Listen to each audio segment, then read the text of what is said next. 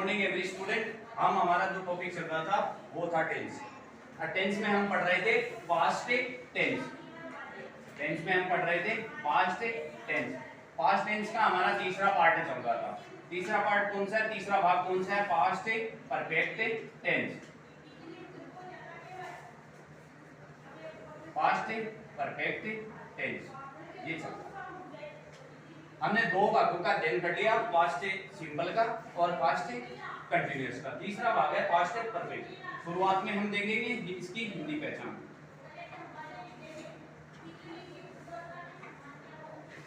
इसकी हिंदी पहचान क्या होती है? इस टेंस में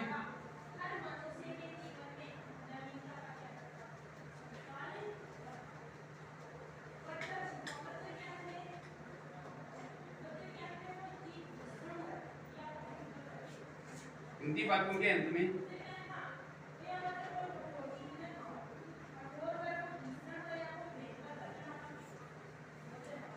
चुका था, चुकी थी,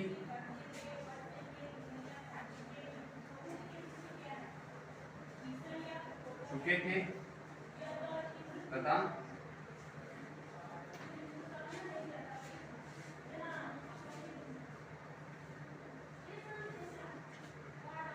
अंत में आ कोमा ई कोमा एक की ध्वनि के साथ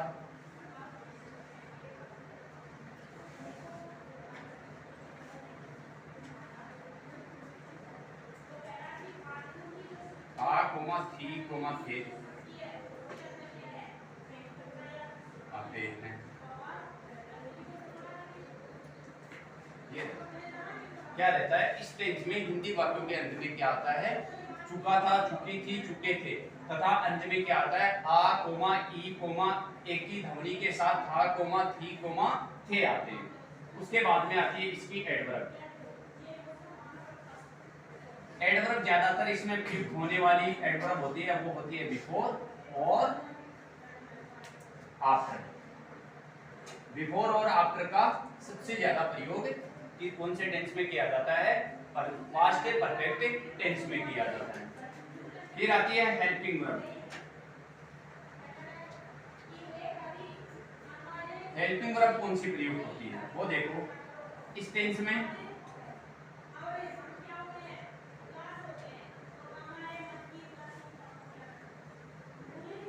सिंगुलर और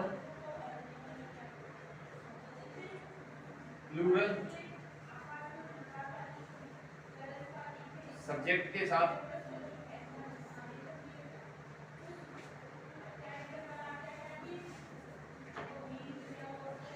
प्लूरल दोनों सब्जेक्ट के साथ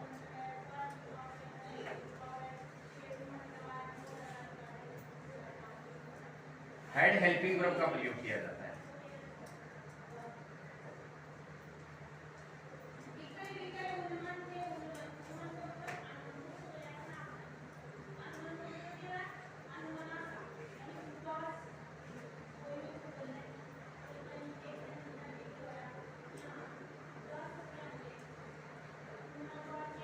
इस टेंस में जो हेल्पिंग वर्ब होती है सिंगुलर और प्लूरल, एक वचन करता है या बहुवचन करता है, इसमें टेंस का कोई सेंटेंस का कोई प्रभाव नहीं पड़ता है। चाहे आपका अफर्मेटिव सेंटेंस है, चाहे नेगेटिव है, चाहे इंटरोगेटिव है, चाहे इंटरोगेटिव नेगेटिव है, चाहे आपका सब्जेक्ट सिंगुलर है चाहे प्लूरल है, सबके साथ हेड हेल्पिंग वर्ब का प्रयोग किया जाता है।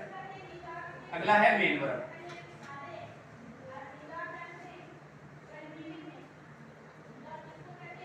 मेन वर्ब कौन सी प्रयुक्त की जाती है? यहाँ पे टेंस आ रखा है परफेक्ट। परफेक्ट में कौन सी फॉर्म की जाती है? इसमें वर्ब की थर्ड फॉर्म का प्रयोग किया जाता है।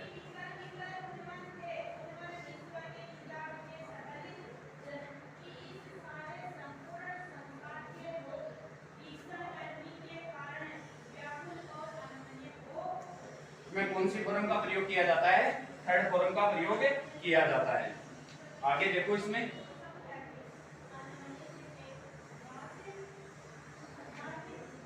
पहला इसमें होगा अफर्मेटिव सेंटेंस।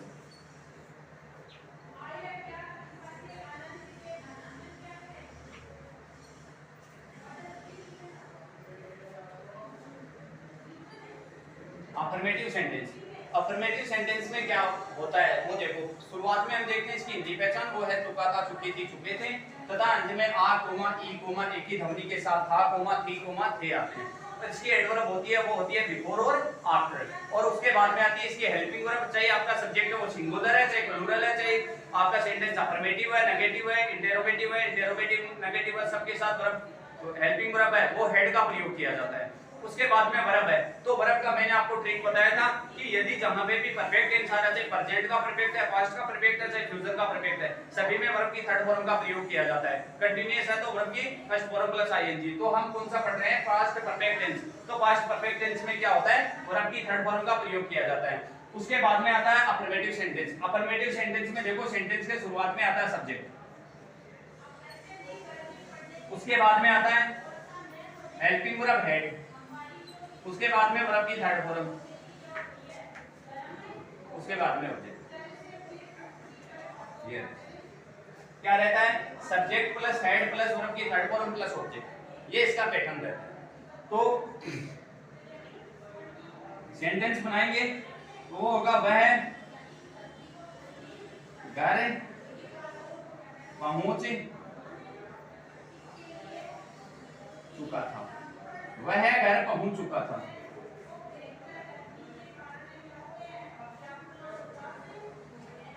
वे खेत जोत चुके थे। अब देखो एक तो है सिंगुलर सब्जेक्ट है एक में, और एक में क्या है, प्लूरल सब्जेक्ट है। एक में सिंगुलर है एक में प्लूरल है, दोनों में हेल्पिंग वर्ब एक ही प्रयुक्त की जाएगी।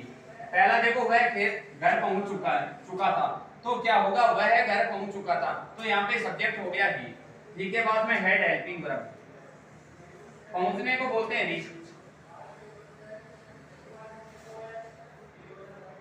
तो रीच की थर्ड फॉर्म रीच। दूसरा एक है जो चुके थे, तो यहाँ पे क्या होगा, सब्जेक्ट हो जाएगा दे, हेड चाहे सिंगुलर है चाहे प्लूरल है, सबके साथ हेल्पिंग वर्ब कौन सी प्रयुक्त की जाती है, हेड। जोतने को बोलते हैं प्लो, तो प्लो की थर्ड फॉर्म हो जाएगी प्लोड, ये हो जाएगा हेड। अगला हमारा सेंटेंस होगा वो होगा नेगेटिव सेंटेंस।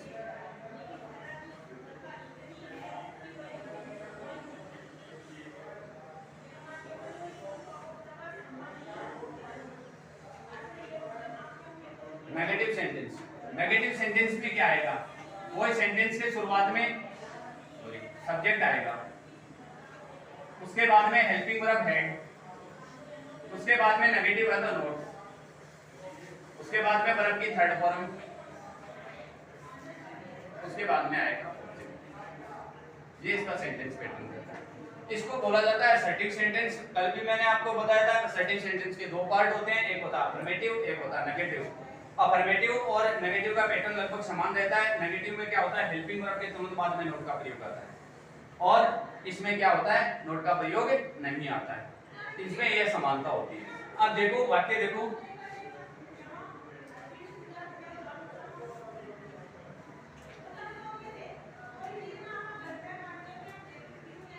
अजय गृह कार्य नहीं कर चुका था,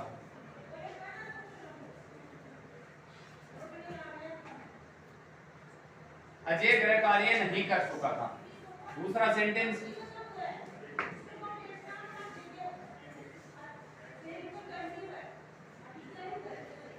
बच्चे क्रिकेट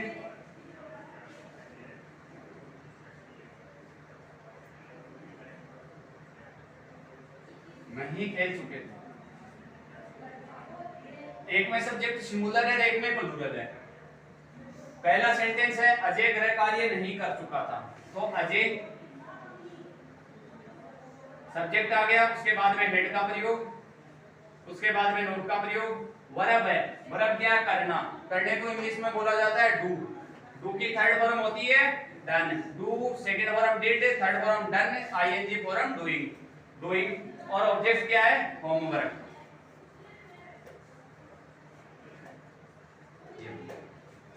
दूसरा सेंटेंस है वो है बच्चे क्रिकेट नहीं खेल चुके थे, तो यहाँ पे चिल्ड्रन देखो यहाँ पे यदि किसी स्टूडेंट ने चाइल्ड लिख दिया तो वो क्या हो जाएगा, गलत हो जाएगा, क्योंकि चिल्ड्रन क्या होता है, प्लूरल होता है। Children had not played cricket.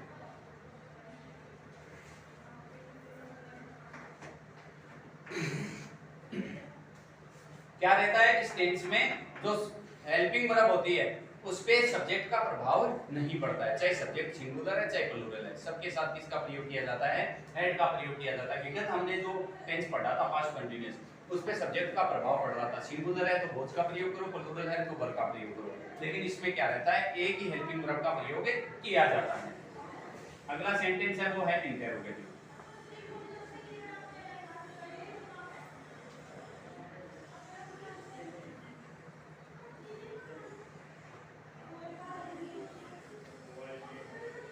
Interrogative sentence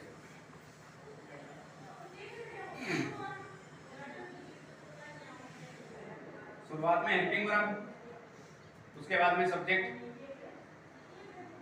उसके बाद में वर्ब की थर्ड फॉर्म, उसके बाद में ऑब्जेक्ट, और अंत में क्या आ जाएगा, क्वेश्चन मार्क। क्या रहेगा, हेड आएगा, उसके बाद में सब्जेक्ट होगा, उसके बाद में वर्ब की थर्ड फॉर्म होगी, उसके बाद में ऑब्जेक्ट होगा, अंत में क्या आ जाएगा, क्वेश्चन मार्क आ जाएगा। अब देखो इसमें क्या माया खाना पका चुकी थी, क्या माया खाना पका चुकी थी।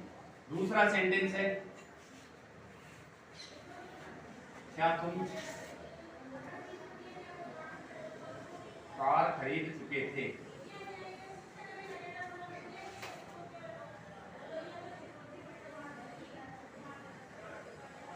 क्या तुम कार खरीद चुके थे, क्या माया खाना पका चुकी थी।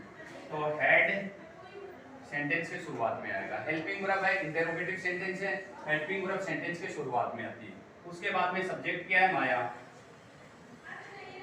पकाना वर्ब की थर्ड फॉर्म लिखनी है, पकाने को बोला जाता है कुकिंग, तो वर्ब की थर्ड फॉर्म कुक्ड हो गई, और उसके बाद में क्या आ गया, फूड आ गया, अंत में क्या आ जाएगा, क्वेश्चन मार्क आ जाएगा। फिर अगला है क्या तुम कार खरीद चुके थे, क्या तुम कार खरीद चुके थे, तो क्या हो जाएगा, had you bought A car. अगला हमारा सेंटेंस होगा वो होगा नेगेटिव इंटरोगेटिव।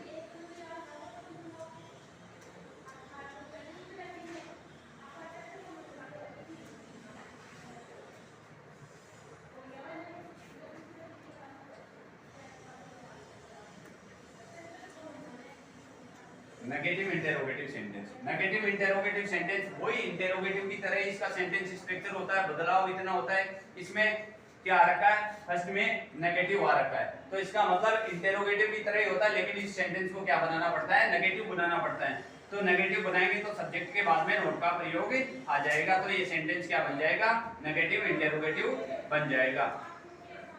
तो क्या होगा, head plus subject plus note plus verb की थर्ड फॉर्म प्लस ऑब्जेक्ट, और अंत में क्या आएगा, क्वेश्चन मार्क आएगा।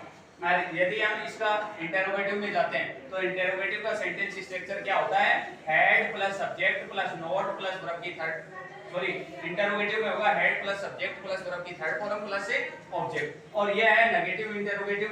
तो हमें क्या करना है, 3 नंबर पे नोट अर्थात बोल सकते हैं सब्जेक्ट के तुरंत बाद में नोट का प्रयोग आता है, तो head plus subject plus note plus verb की थर्ड फॉर्म प्लस ऑब्जेक्ट। अब देखो इसके एग्जांपल,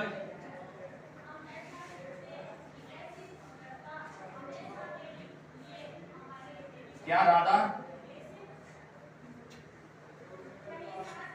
गाना नहीं गा चुकी थी,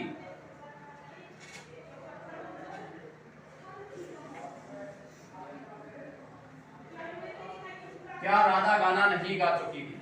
पहला सेंटेंस हमने ये लिखा है, दूसरा सेंटेंस लिख रहे हैं क्या हम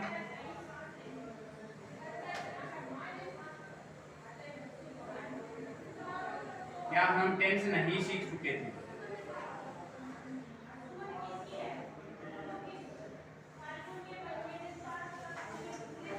क्या हम टेंस नहीं सीख चुके थे? क्या राधा गाना नहीं गा चुकी थी? क्या हम टेंस नहीं सीख चुके थे? दो सेंटेंस है। अब देखो पहला सेंटेंस, क्या राधा गाना नहीं गा चुकी थी, तो हैड सेंटेंस के शुरुआत में, उसके बाद में सब्जेक्ट, तो सब्जेक्ट क्या है? राधा। उसके बाद में नोट का प्रयोग, गाने को बोलते हैं सिंग, SING। सेकंड फॉर्म होती है SANG। थर्ड फॉर्म होती है SUNG, संग। ऑब्जेक्ट है ए सॉन्ग। फर्स्ट सेंटेंस हमारा कंप्लीट हुआ। इस प्रकार से शुरुआत में लिखा हमने सब्जेक्ट, सॉरी हेल्पिंग वर्ब, उसके बाद में सब्जेक्ट, उसके बाद में नोट का प्रयोग, उसके बाद में सिंग की थर्ड फॉर्म, उसके बाद में ऑब्जेक्ट। फिर अगला क्या हम टेंस नहीं सीख चुके थे, तो यहाँ पे शुरुआत में हेल्पिंग वर्ब, उसके बाद में सब्जेक्ट। सब्जेक्ट क्या है? हम। तो हम को क्या लिखेंगे? वी। नोट का प्रयोग, उसके बाद में सीखना। सीखने को इंग्लिश में बोला जाता है learn, LEARN, LEARN। Second form होती है LEARNT। ED भी लगता है, LEARN भी लगता है, T भी लगता है। लर्न भी बोला जाता है, लर्न भी बोला जाता है। तो दोनों पैटर्न आप अपना सकते हो। तो यदि आप इसको यहाँ पे वर्ब की थर्ड फॉर्म लगानी है तो लर्न लिख दो, या एक तो लर्न लिखा है और एक आप लिख सकते हो LEARNED लिख दोगे तो भी सही है, लर्न भी सही है। लर्न ऑब्जेक्ट क्या है? टेंस। इस प्रकार से यदि आप बनाना चाहो, तो एक नहीं, दो नहीं, पांच नहीं, 10 एग्जाम्पल कितने भी बना सकते हो, लेकिन आपको क्या होना चाहिए? इसका पैटर्न मालूम होना चाहिए। बिना पैटर्न के इनमें से एक भी सेंटेंस क्या नहीं हो पाएगा, आपका बिल्डअप नहीं हो पाएगा। अब आते हैं अगला बिंदु होगा इसमें, वो होगा correct form of the verb. आपके यदि इस टेंस में correct form of the verb आई तो वो इस प्रकार से पढ़ना। ऐसे आता है फिल इन द ब्लैंक्स।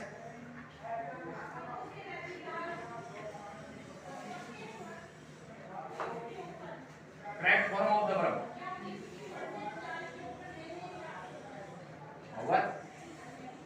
आपके जो वर्ब है उसकी उचित फॉर्म भरिए। रिक्त स्थान में उचित फॉर्म भरनी है आपको, कौन सी फॉर्म आएगी।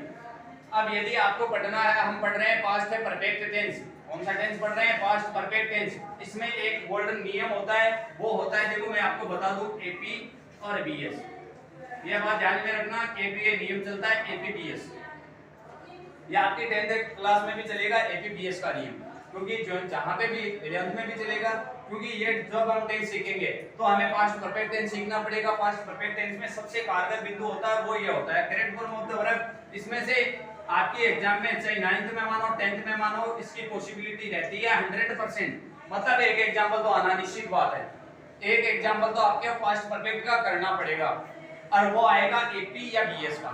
ये जो पैटर्न है एपी बीएस का, तो वो क्या है? ये हमारे द्वारा ही बनाया गया है। कहीं पे ऐसा नहीं चलता है कि हम स्टूडेंट की सुविधा के लिए, कि आप इसको आराम से भली भांति समझ पाओ। देखो किस प्रकार से आता है।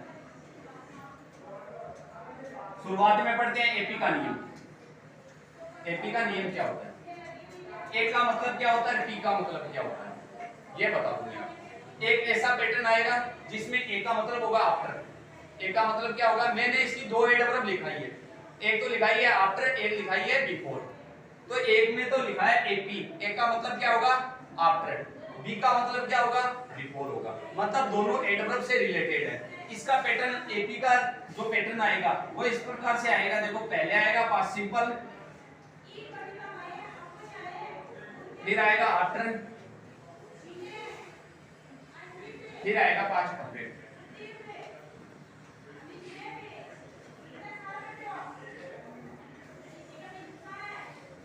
ये पैटर्न या इस पैटर्न को हम इस प्रकार से भी कर सकते हैं। शुरुआत में आता है आफ्टर, उसके बाद में आता है पास्ट परफेक्ट,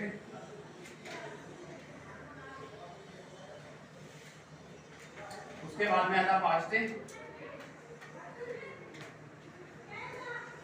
सिंपल। आप दोनों मेथड अपना सकते हो, चाहे ऊपर वाला अपनाओ चाहे नीचे वाला मेथड अपनाओ। ये दोनों पैटर्न आपके एग्जाम में आएंगे, 9th और 10th दोनों में आएंगे। ए का मतलब क्या होता है? आफ्टर। बी का मतलब क्या होता है? परफेक्ट। मतलब आफ्टर के बाद में आने वाला जो क्लोज होगा, बाद में आने वाला सेंटेंस होगा, वो किसका होगा? पास्ट परफेक्ट का होगा। आफ्टर के बाद में आने वाला जो सेंटेंस होगा वो किसका होगा, पास्ट परफेक्ट का होगा। अब शुरुआत में देखो यहाँ पे शुरुआत में आफ्टर लाते हैं तो आफ्टर के बाद में आने वाला जो सेंटेंस किसका होगा, पास्ट परफेक्ट का। यदि आपसे कोई पूछ ले कि आफ्टर से जो पहले आता है सेंटेंस वो किसका आता है, तो वो सदा ही किसका आता है, पास्ट सिंपल का आता है। ये बात भी आपको ध्यान में रखनी है। Direct form of the verb fill up इस प्रकार से करेंगे। एग्जांपल देखो इसको,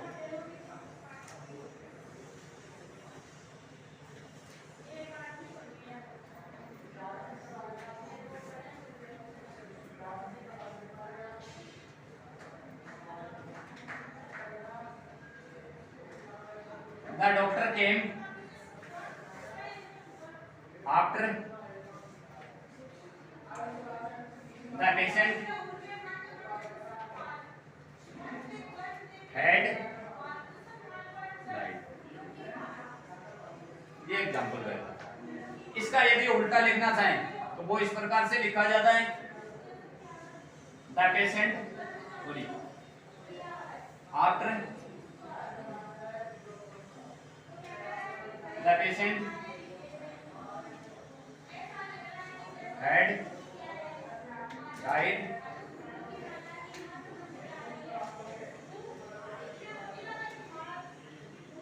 the doctor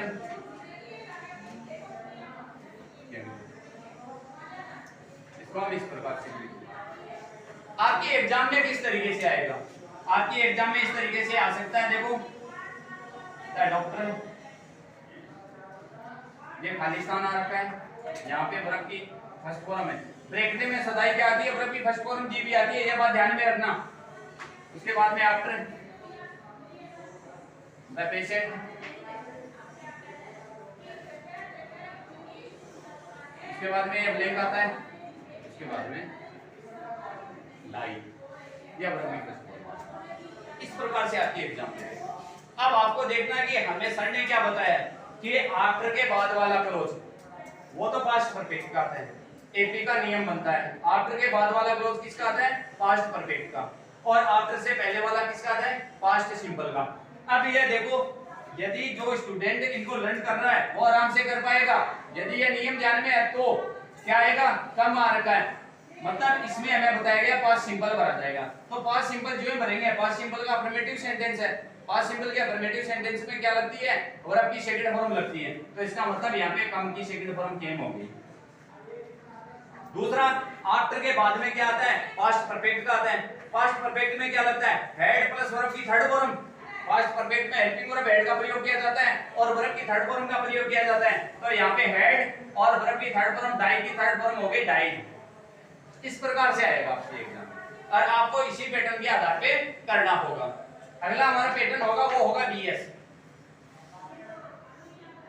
ये इससे उल्टा हो जाएगा, ये इससे उल्टा हो जाएगा। किस प्रकार से, पहले आएगा पास्ट परफेक्ट,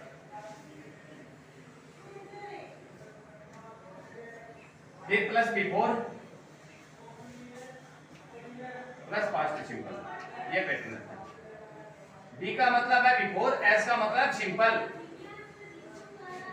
बीएस का मतलब हो गया बिफोर के बाद में क्या आएगा, सिंपल वाला क्लोज आएगा। एपी का मतलब क्या होगा, आफ्टर के बाद वाला क्लोज किसका आएगा, परफेक्ट का आएगा। या हम इसको इस प्रकार से भी लिख सकते हैं, before plus past simple plus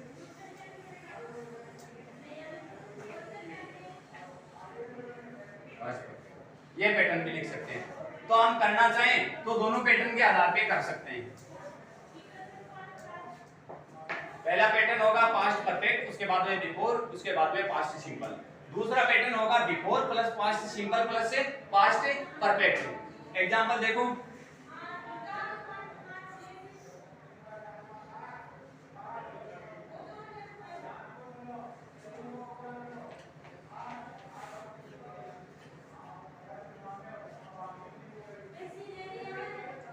the train had gone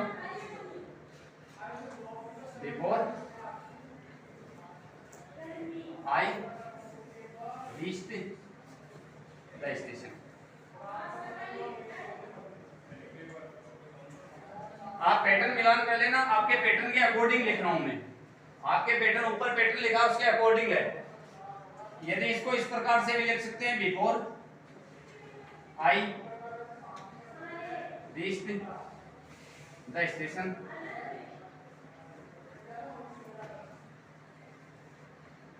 the train had gone. क्या कर सकते हैं हम, इस प्रकार से भी लिख सकते हैं। अब देखो ऊपर वाले पैटर्न, इसके पैटर्न के अकॉर्डिंग तो हमने ये एग्जांपल लिखा है, इसके अकॉर्डिंग ये लिखा है।